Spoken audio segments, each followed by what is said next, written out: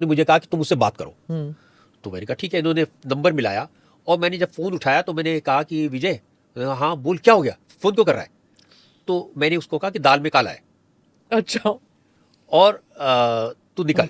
हाँ। तो जैसे ही मैंने फोन रखा, वो उन्होंने इतनी पिटाई की कि तुमने उसको भगा दिया, तुम मिले हो, तुम षड्यंत्र करते हो, तुम देशद्रोही हो।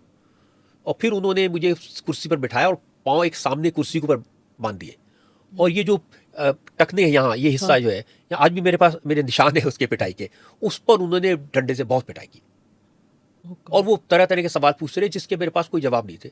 फिर अगले दिन सुबह उन्होंने मैजिस्ट्रेट के कोर्ट में पेश किया और फिर तिहाड़ जेल भेज दिया। हाँ।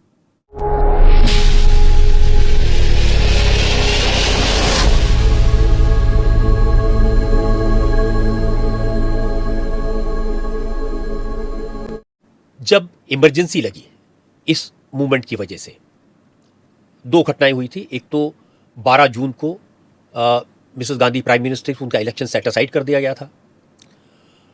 उसके बाद 25 और 26 जून की रात को उन्होंने इमरजेंसी लगा दी। हमें नहीं मालूम था इमरजेंसी का मतलब क्या होता है। मेरी तो उम्र सिर्फ 17 साल की थी। अरुण जी ने हमें बताया कि रात को उनके घर पुलिस आई उन्हें अरेस्ट करने के लिए। क्योंकि उनके फादर लॉयर थे तो उन्होंने पुलिस को बातों में उलझाया, कई सवाल पूछे और पीछे के दरवाजे अरुण जी को निकाल दिया। अच्छा। वो जाते भी तो कहाँ जाते, वो यूनिवर्सिटी आ गए, हॉस्टल में आ गए। हमने भी स्टूडेंट्स को इकट्ठा किया और ये तय किया कि यूनिवर्सिटी में इंदिरा गांधी की तानाशाही के खिलाफ एक जुलूस निकालेंगे। हमें नहीं मालूम था कि इमरजेंसी का मतलब क्या है। हमें इतना पता था कि रात में जयप्रकाश नारायण, अटल बिहारी वाजपेयी, लालकृष्ण आडवाणी, मोरारजी देसाई, प्रकाश सिंह बादल, सारे के सारे लीडर्स को जेल में डाल दिया था ओवरनाइट। प्रेस पर सेंसरशिप लगा दी थी। तो हमने कहा ठीक है, इसके खिलाफ लड़ेंगे। जब हम यूनिवर्सिटी कैंपस में जुलूस निकालने लगे तो उस इलाके के जो पुलिस ऑफिसर थे, एसएचओ, वो मेरे दोस्त थे। उन्होंने मुझे आके कहा कि देखो भाई पंडित जी, अपने दोस्तों को भी बता दो, ये हमें राइट टू शूट का ऑर्डर है और हमें कोई पूछ भी नहीं सकता। Right to shoot? Right to shoot emergency का मतलब होता है the police had a right to shoot anyone anywhere, arrest anyone anywhere. हाँ, तो सिविल लिबर्टी सारे खत्म, सिविल लिबर्टीज खत्म कर दिए गए थे। तो लेकिन तब तक हम लोग निकल चुके थे जुलूस ने। वो जुलूस जिसमें अरुण जी उसको लीड कर रहे थे, उसमें एबीवीपी के लोग भी थे, उसमें समाजवादी योजना सभा के राजकुमार जैन, सुधीर गोयल, ललित मोहन गौतम, ये लोग भी थे। और सीपीआई सीपीएम के जो एसएफआई और एआईएसएफ के अमरजीत कौर, जो अब सीपीआई में उस समय एआईएसएफ में थी, वो उसमें थी, उसमें सब लोग थे। सब लोग यूनिवर्सिटी कॉफी हाउस में गए, वाइस चांसलर ऑफिस के सामने। वहां एक टेबल पर अरुण जी खड़े हुए और अरुण जी स्पीच देने लगे। और फिर यह था कि स्पीच के बाद में हम सब लोग अपने अपने दोस्तों के साथ चले जाएंगे। एक स्कूटर था जिस पर अरुण जी को जाना था, एक स्कूटर था विजय गोयल का जिस पर मुझे जाना था, एक श्रीराम खन्ना थे उस समय और उनका स्कूटर था। लेकिन हमने देखा जब अरुण जी बोल रहे थे तो धीरे धीरे पुलिस जीरो इन कर रही थी, क्लोज आ रही थी। और कुछ उसमें सादी वर्दी में थे और कुछ आईबी पुलिस वाले थे। वो धीरे धीरे धीरे अरुण जी के क्लोज आ रहे थे। तो फिर हमने कहा भागो, तो फिर सब भागने लगे। और अरुण जी जब टेबल से उतर के जब तक पहुंचते, अनफॉर्चुनेटली जिसको अरुण जी को लेके जाना था वही गायब हो गया स्कूटर लेके, डर के। कौन कौन कौन? नहीं बताएं। नाम नहीं बताना चाहता हूँ। वो एक बड़े जर्नलिस्ट हैं। अच्छा। और इमरजेंसी में उन्होंने 20 सूत्री कार्यक्रम सपोर्ट कर दिया था, कांग्रेस के साथ मिल गए थे। बाद में वापस वो इस जनता पार्टी और इसमें आ गए। अच्छा। तो हाँ। अब अरुण जी को पुलिस ने अरेस्ट कर लिया और उनको जो मॉरिस नगर का पुलिस स्टेशन था वहां ले गए। अब हमने फिर इकट्ठे किए लड़के और मैंने कहा कि हम लोग पुलिस स्टेशन पे अंदर घुस के उनको छुड़ा के लाएंगे, हमारा लीडर जेल के अंदर है। लेकिन फिर हमें वो पुलिस ऑफिसर्स ने बताया कि ऐसा बिल्कुल मत करो। और भी जो हमारे सिंपैथेटिक लेक्चरर्स थे, प्रिंसिपल्स थे, उन्होंने भी समझाया और कहा कि आप सब अंडरग्राउंड हो जाओ। अच्छा। अरुण जी को वहां से ये अंबाला जेल ले गए, जो हमें बहुत बाद में पता चला। हम सब लोग अंडरग्राउंड हो गए। अब अंडरग्राउंड होना भी हमें पता नहीं था क्या होता है। क्या होता है एग्जैक्टली। तो अंडरग्राउंड मतलब ये था कि अपने घर में मत जाओ क्योंकि वहां पुलिस आपको पकड़ने आएगी, तो कहीं और रहो। तो मैं और विजय गोयल दो ही बच गए। किसी से और संपर्क नहीं था, कोई मोबाइल फोन तो होते नहीं थे उस जमाने में। तो और किसी के पास लैंडलाइन भी उस टाइम किसके पास? बहुत कम लोगों के पास में लैंडलाइन होती थी। तो विजय गोयल के पास स्कूटर था, थोड़े पैसे भी होते थे स्कूटर में पेट्रोल बनाने के। और विजय के घर जाकर के हम कुछ कपड़े भी ले आए थे। और उसके चूंकि फादर बड़े लीडर थे तो उनके पहचान थी, तो किसी किसी के घर जाके हम रुक जाते थे रात में, अलग अलग घरों में, थोड़े थोड़े दिन में। फिर अब सोचते रहे क्या करें। तो देखिए मेरा जर्नलिज्म में जो शुरुआत है वो कैसे हुई। विजय ने एक आइडिया दिया कि यार लोगों को तो पता ही नहीं है कि इतने बड़े बड़े लीडर जेल में हैं, लोगों को तो पता ही नहीं है कि कैसे उनके अधिकार छीन लिए गए हैं, क्योंकि मीडिया पे बंद हाँ, मीडिया पाबंदी अखबार हाँ, तो थे नहीं, उनके ऊपर पाबंदी थी और दूरदर्शन था जिस पर कुछ बताते नहीं थे। हाँ, तो हमने प्लान किया कि हम एक अखबार निकालेंगे, उसका नाम हमने रखा मशाल। अच्छा। और अखबार में क्या निकालना था, साइक्लोस्टाइलिंग उस जमाने में होती थी, तो एक और प्रिंटिंग प्रेस भी तो बंद कर दिए थे प्रिंटिंग सारे, प्रेस थे, बंद कर दिए थे प्राइवेट वाले, वो हाँ, अलाउड नहीं था किसी हाँ, को कुछ भी छापना, और कोई भी जेल में चला जाता। तो शक्ति नगर में सब्जी मंडी के पास एक शर्मा न्यू आर्ट्स कॉलेज था, अच्छा, उसके जो ओनर थे वो सिंपैथेटिक थे बीजेपी आरएसएस, वो बीजेपी तो नहीं थे उसमें, आरएसएस के हाँ, समर्थक थे, जनसंघ के समर्थक थे। तो उनसे हमने बात की, तो वो शर्मा न्यू आर्ट्स कॉलेज रात को 8:30 बजे बंद हो जाता था। उसके बाद हम उनके यहाँ जाके उनकी साइक्लो स्टाइलिंग मशीन के ऊपर वो 500-600 कापियां हाथ से निकालते थे। हाँ, हाँ, हम उसको अखबार कहते थे, था वो पैम्फलेट ही। हाँ, हाँ, तो लेकिन उसको लिखते थे अखबार के अंदाज में, हाँ, कि अच्छा, आज ये खबर आई है कि जयप्रकाश जी ने जेल में भूख हड़ताल शुरू कर दी है, आज ये खबर, जो भी कुछ हमारे पास इधर उधर से खबरें आती थी वो हम उसमें लिखते थे, फिर उनको लिफाफों में बंद करते थे, और रात को 2 बजे से सुबह 4 बजे के बीच में मैं और विजय गोयल स्कूटर पे उसके बैठ के लोगों के घरों में वो डालाते थे। वाह, तो कई दिन तक ये सिलसिला चलता रहा और हमें लगा कि हम तो बहुत बड़ा क्रांतिकारी काम कर रहे हैं। हाँ, एक दिन विजय गोयल ने मुझे कहा कि देख, अब पुलिस हमारे घर तो जाएगी नहीं, क्योंकि उनको पता है कि हम घर तो रह नहीं रहे, तो अब इस समय सबसे सेफ जगह घर है। हाँ, तो उसने कहा कि मैं घर जाता हूँ, कपड़े वपड़े निकालता हूँ और कुछ खाने वाने का भी इंतजाम करते हैं, और तू ये साइक्लो स्टाइल करके निकाल के लेके फिर घर ही आ जा और देख लेना इधर उधर पुलिस नहीं हो। तो वो वहां चले गए और मैं मोमबत्ती की लाइट में वो निकाल रहा था, तो वहां पुलिस का छापा पड़ा ओहो, और उन्होंने मुझे पकड़ा और वहीं पर थप्पड़ मारने शुरू कर दिए पुलिस वालों ने। ओह, और वो उन्होंने वो कागज जब्त कर लिए और कहा कि तुम्हारे बाकी साथी कहाँ हैं। तो मैंने कहा नहीं, मैं कोई साथी नहीं, मैं अकेला हूँ।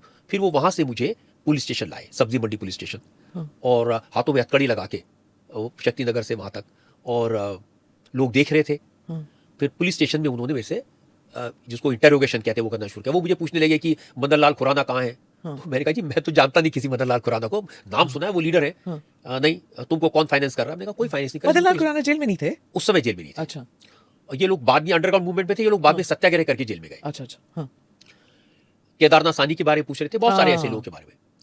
तो मैं तो बहुत ही उस समय जूनियर लेवल पर था, मैं तो अरुण जेटली को, स्टूडेंट लीडर्स इतने तो उनको जानता था, या विद्यार्थी परिषद के जो लोग थे, राजकुमार भाटिया को, दत्तात्रेय होसबोले थे, मदन दास देवी, इन लोगों को मैं जानता था। जी, जी, दत्तात्रेय भी तो जेल गए थे? वो भी जेल गए थे उस हाँ। समय।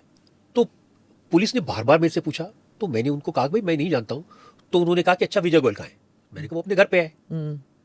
और ये मैंने इसलिए कहा कि अगर ये जाएंगे तो कम से कम विजय गोयल वहां से निकल सकेगा, उसको इन्फॉर्म कर, क्योंकि उन्होंने मुझे कहा कि तुम उससे बात करो। तो मैंने कहा ठीक है। इन्होंने नंबर मिलाया और मैंने जब फोन उठाया तो मैंने कहा कि विजय, हाँ बोल, क्या हो गया, फोन क्यों कर रहा है? तो मैंने उसको कहा कि दाल में काला है, अच्छा, और तू निकल। हाँ। तो जैसे ही मैंने फोन रखा, वो इन्होंने इतनी पिटाई की कि तुमने उसको भगा दिया, तुम मिले हो, तुम षड्यंत्र करते हो, तुम देशद्रोही हो। और फिर उन्होंने मुझे कुर्सी पर बिठाया और पांव एक सामने कुर्सी के ऊपर बांध दिए, और ये जो टखने हैं यहाँ, ये हिस्सा जो है, आज भी मेरे पास मेरे निशान है उसके पिटाई के, उस पर उन्होंने डंडे से बहुत पिटाई की। और वो तरह तरह के सवाल पूछते रहे जिसके मेरे पास कोई जवाब नहीं थे। फिर अगले दिन सुबह उन्होंने मैजिस्ट्रेट के कोर्ट में पेश किया और फिर तिहाड़ जेल भेज दिया। हाँ, 1976 की बात होगी है? 1975। 75। ये करीब सितंबर की बात है, जून में इमरजेंसी लगी थी, तो सितंबर 1975। और वहाँ तिहाड़ में कितने लोग थे उस कमरे में? वो कहानी बड़ी दर्दनाक है। हाँ। जब उन्होंने मुझे तिहाड़ जेल भेजा तो उन्होंने मुझे पॉलिटिकल वार्ड में रखने के बजाय जो क्रिमिनल्स का वार्ड था उसमें भेज दिया, क्योंकि मेरी उम्र 18 साल से कम थी। तो मुझे उन्होंने जो टीनेजर्स का वार्ड है उसमें भेज दिया, उसको कहते हैं मुंडा खाना। उसमें बैरक्स होती है और सेल्स होते हैं। एक सेल के अंदर 12-13 लोग भर दिए जाते थे, और वो देवर ऑल क्रिमिनल्स जिनके साथ उन्होंने मुझे रात में बंद किया।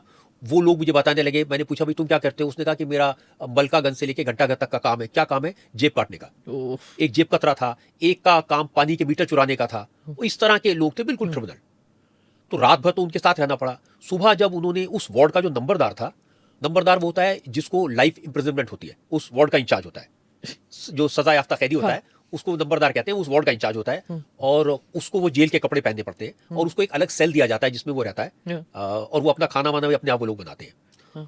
तो उसने मुझे जब अपने पास बुलाया तो उसने कहा कि तुम तो पढ़े लिखे आदमी लगते हो। तो मैंने कहा भाई मैं तो ये इस पॉलिटिकल मूवमेंट का हिस्सा हूँ। तो उसने मुझे बहुत देर तक पूछा कि बाहर क्या हो रहा है, हाँ। इमरजेंसी लगी तो क्या हुआ, क्यों लगी इमरजेंसी, कौन है जयप्रकाश नारायण। तो मैंने उनको बहुत अच्छे से समझाया, वो मेरी तरफ पूरी तरह सिंपैथेटिक हो गए। हम्म, तो उन्होंने कहा कि देखो कि यहाँ से हमारे जो मशक्कती हैं, उनको मशक्कती कहते हैं, जो बॉयज़ जो अंडर ट्रायल्स होते हैं, तो अंडर ट्रायल्स यहाँ से काम करने पॉलिटिकल वार्ड में जाते हैं, अच्छा वहाँ पर खाना बनाने, लोगों को मदद करने के लिए हम उनको भेजते हैं। इनके थ्रू मैं तुम्हारा मैसेज भिजवा दूंगा कि भाई एक पॉलिटिकल प्रिजनर हमारे यहाँ फंस गया आके, ओके तो वो लोग फिर तुम्हें ले जाएंगे आके। हाँ तो 2 दिन मुझे वहाँ वो मुंडा खाना जिसको कहते हैं उसमें रहना पड़ा। हाँ। बहुत गंदा था, हाँ। टॉयलेट्स नहीं थे, पानी नहीं था, और जो जख्म थे उनके ऊपर लगाने के लिए कोई दवाई नहीं थी। सिर्फ इतना था कि वो जो संगम विहार में जिसने मर्डर किए थे, जो नंबरदार था, उसने मुझे अपने सेल में रख लिया, और वो जो खाना बनाता था वो खाना भी उसने मुझे दिया, और उसने इंतजाम कराया। फिर 2 दिन बाद में हम्म, मैंने देखा यूनिवर्सिटी में जो हमारे दोस्त थे, हम्म, महावीर सिंह, नरेश गौड़, ये यूनिवर्सिटी के स्टूडेंट लीडर्स थे, ये सफ़ेद झकाझक कपड़े पहने हुए, एकदम अच्छे हैंड साफ सुथरे नहाए धोए हुए उस वार्ड में आए मुझे लेने के लिए, अच्छा क्योंकि ये पॉलिटिकल वार्ड से आए थे। हाँ और फिर ये मुझे लेके वो पॉलिटिकल वार्ड में गए। मदन दास जी उस समय जेल में आ चुके थे, उसी वार्ड में थे। और फिर और बहुत सारे यूनिवर्सिटी के लेक्चरर्स थे, इंदर कपाई, राजधानी कॉलेज के प्रिंसिपल थे डोगरा जी, ये सब लोग वहाँ थे। तो उस वार्ड वो ऑर्गेनाइज वार्ड था, जैसे आरएसएस का कैंप होता है। उसमें जमात इस्लामी के लोग भी थे, सीपीएम के लोग भी थे, सीपीआई के लोग भी थे, ज़्यादातर आरएसएस के लोग थे। एक सेल को इन्होंने डिस्पेंसरी बनाया हुआ था, एक सेल को इन्होंने मैनेजर्स ऑफिस बनाया हुआ था, 2 सेल को किचन के में कन्वर्ट कर दिया था, और वो सब कुछ बड़ा ऑर्गेनाइज था। तो ये मुझे ऑपोजिशन का हाल था। हाँ, हाँ, तो आजकल जो लेक्चर्स मिलते हैं ऑपोजिशन को लेकर, ये ऑपोजिशन किया था, सबको जेल में डाल दिया था। सारे अंदर जेल में थे, सारे जेल में। मतलब एक पार्टी नहीं, हर पार्टी से। आप कह रहे हैं वामपंथी भी जेल में थे, आरएसएस के लोग भी थे, जनसंघ के लोग भी थे, सभी कम्युनिस्ट भी थे, सब थे। सब थे।